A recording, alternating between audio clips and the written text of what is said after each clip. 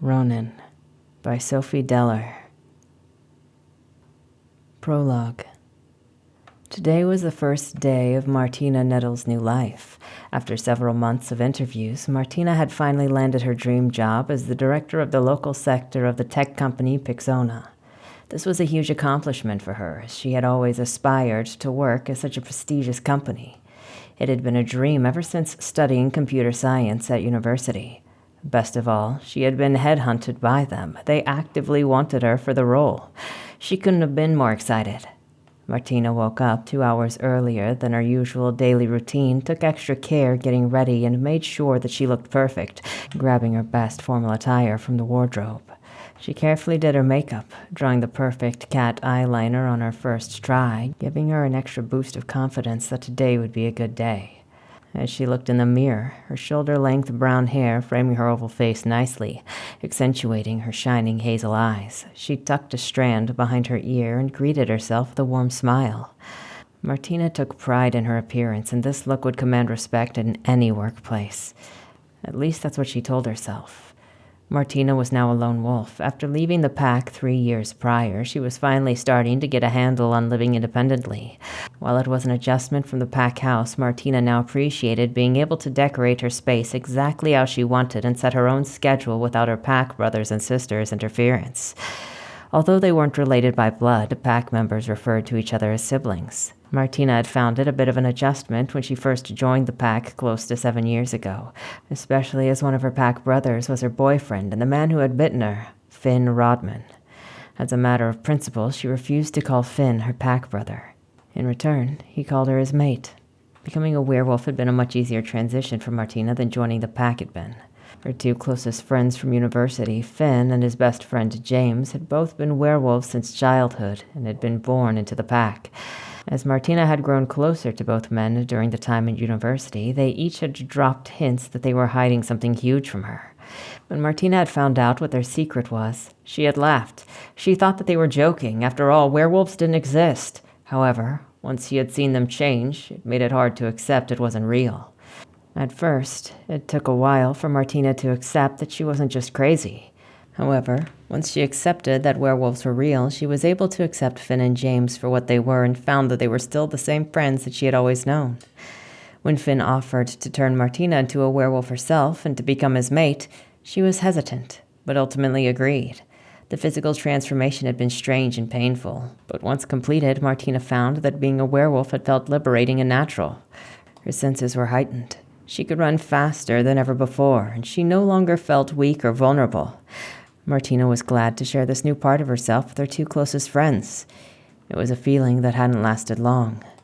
Joining the larger werewolf pack had been difficult. The other werewolves were slow to welcome newcomers, as most of them had been born into the pack. Pack members would often only have relationships with non-werewolves to bear children, and it was not common for those relationships to last past childbirth. It was even more uncommon for a partner to be bitten. In addition to the uncommon nature of the relationship, there was a hierarchy within the pack that Martina struggled to navigate. She had found the prospect of having to obey an alpha without question quite jarring, especially the particular alpha that she had to serve under. Generally speaking, disobeying the alpha meant going against the pack's best interest, so Martina often felt stifled by the strict rules that she was expected to follow. It took time for Martina to find her place among her pack brother and sisters, but with the support of Finn and James, eventually she was able to adjust to pack life, despite her skepticism about blind obedience to the almighty alpha. Thankfully, that was in the past now. With her career finally aligned with the passions and a new sense of maturity in her life, Martina felt like things were finally looking up. Today marked a fresh start and a new phase of her life for the cheery brunette as she embarked on her dream job in independent adulthood. The future held nothing but excitement and possibility. As she glanced anxiously at the calendar hanging in her apartment, Martina nervously bit her lip as she realized it had been nearly a month since she had last changed. Focusing on her career meant that focusing on the werewolf side of her life had become less of a priority. She knew it was dangerous to go so long without changing, but her new life and her old life as a pack werewolf just seemed so disconnected now. Werewolves were meant to change at least twice a month to release the building pressure of their inner wolf, but most pack werewolves would transform several times a week. The more frequently one changed, the easier it was to control the primal urges and maintain one's humanity and logical thought. Martina was no longer part of the pack, and so the protections offered by a safe place to change away from interference were no longer afforded to her. While she loved the newfound independence of living on her own away from the expectations of pack life, she accepted that living independently came with a cost. Without the support of her pack, the simple act of changing became a risky endeavor. When she found the time, she would go out to the countryside to find somewhere to isolate. For now, Martina decided that the only change she needed to worry about was upward trajectory of her career.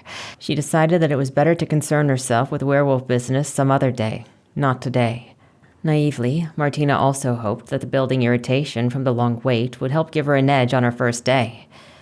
Of course, she didn't want to bite anyone's head off, literally or figuratively, but perhaps it wasn't all bad for a small and friendly-looking woman to have an undercurrent of angry power on her first day as the big boss. Though naturally a gentle soul, Martina understood the implied stereotypes that she might be facing as a woman in charge. She thought carefully about how to balance projecting confidence and command with openness and compassion. While she had no intention of acting harsh or aggressive on the first day, Martina hoped that a subtle hint of latent strength would serve her well in establishing legitimacy and earning respect. It was still early, so Martina decided that she would go for a walk and grab a chai latte from the local independent coffee shop, Happy Beans.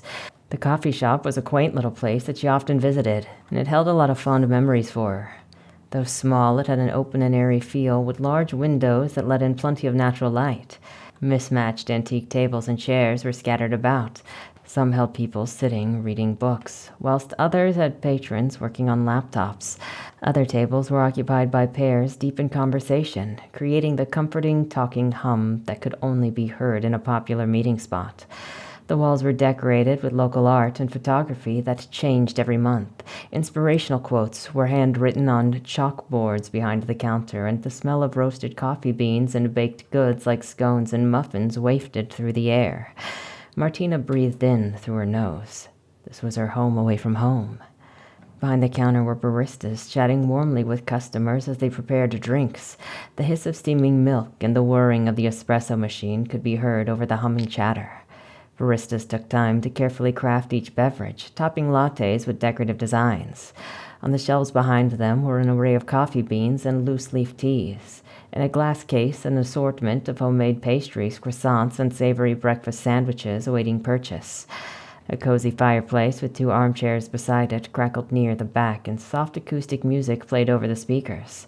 Patrons relaxed in the mismatched furniture with their drinks and snacks, soaking in the inviting atmosphere.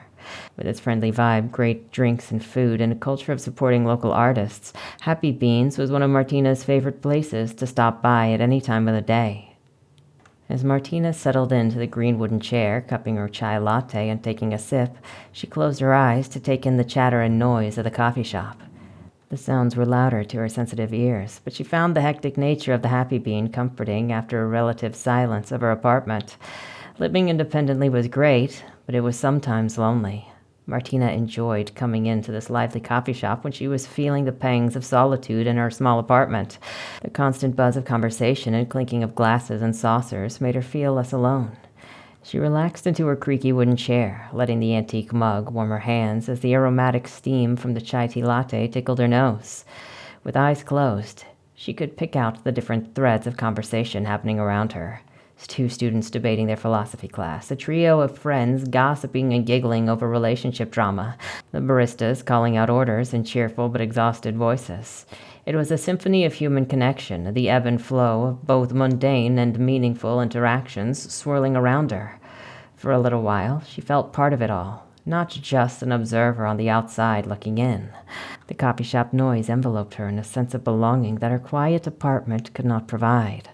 Independent living had its perks, but the Happy Bean gave her a small dose of the companionship she craved. As Martina left Happy Bean, setting her mug back on the counter and waving a jovial goodbye to the barista, she sighed a sigh of content. The stop by the coffee shop had been just the boost that she needed to help her calm her first-day nerves. She checked her watch. There was still a good hour before she needed to head into the office. Glancing down at her business suit, she cursed herself for not having the foresight to put on her workout gear first thing and to change into her suit later. She could have gone for a run. Martina took a breath, inhaling the fresh morning air. She felt centered and focused, the fog of anxiety lifting from her mind as she contemplated how to best use her time. A morning workout would have been ideal to get the blood pumping and endorphins flowing before tackling the day's potential challenges. Still, she tried to look on the bright side. The trip to Happy Bean alone had alleviated her anxiety considerably. She decided to take a leisurely stroll through the park to further clear her head before heading to the office. Some fresh air would leave her ready to give her full focus and energy to make the best impression today, she thought. Once Martina reached the park, she paused at the entrance and took a deep breath through her nose and smiled contentedly. The fragrant smell of freshly cut grass filled her nostrils, reminding her of lazy summer days spent outdoors as a child. The sweet scent of blooming flowers like roses, lilies, and lavenders hung in the air, their delicate petals releasing pleasing aromas, and the earthly smell of soil and trees blended with the grass and flowers, creating a soothing natural perfume. She stepped inside and began walking. Over by the pond, Martina detected a clean, crisp smell of the water mingling with the mustier odors of the ducks and geese. As she strolled along the walking path, she caught whiffs of food being carried by fellow park-goers. A salty scent of bacon sandwiches, the sugary smell of protein bars, the greasy aroma of fried breakfast baps from the local greasy spoon. With each inhale, Martina felt herself relax, soothed by the diverse melange of scents that had made up the essence of the park. She smiled again, happy to be surrounded by the sights, sounds, and smells that made a morning walk in the park so wonderful. As her stomach growled defiantly, Martina was reminded that she hadn't eaten breakfast herself. The chai latte had filled the hole, but it wasn't enough to keep her stomach or her increased metabolism satisfied. Being late to changing meant it was even more essential to keep hunger at bay. She didn't want her inner wolf to have a midnight snack that could land her in prison just because she was being careless. Martina sniffed the air and followed her nose to the closest cafe in the park. She could smell the enticing aromas of freshly baked pastries and brewed coffee wafting through the crisp morning air. Her stomach rumbled again, louder this time, as if scolding her for neglecting its needs. Unplanned werewolf changes were harder to control on an empty stomach. Martina had learned that the hard way before. The temptation to give in to her baser instincts and hunt whatever poor creature crossed her path was too strong when hunger clawed at her belly. That fateful night when she had woken up with blood in her mouth and a half-eaten fox at the foot of her bed was too much of a close call. She couldn't risk that happening again, especially to something bigger and smarter than a fox. She shuddered at the thought, but brushed it from her mind, focusing once more on the prospect of a more socially acceptable meal. The cafe doors chimed cheerfully as Martina stepped inside, enveloped by the warmth and heavenly smells of baked goods. Her legs carried her swiftly to the counter before her brain could even process the menu. She ordered an obscene amount of food, pancakes, sausage, eggs, and yet another chai latte. She immediately regretted getting the chai latte after the first sip. It was far too watery and lacked any real spice or flavor. Martina made a mental note to only order hot drinks from cafes that she knew made them properly. Thankfully, the cafe's breakfast was hard to mess up. She wolfed down, pun intended, the pancakes, eggs, and sausage as gracefully as she could using flimsy plastic cutlery, being careful not to get any grease or crumbs on her work clothes, mentally kicking herself once more for not having the foresight to get changed closer to when she needed to leave for work. The perils of being excited, she supposed. Pulling out a pocket mirror, she checked her makeup. Still perfect. A sigh of relief left her mouth, and she checked her watch again. 20 minutes to go. She got up and started the short walk back to her apartment.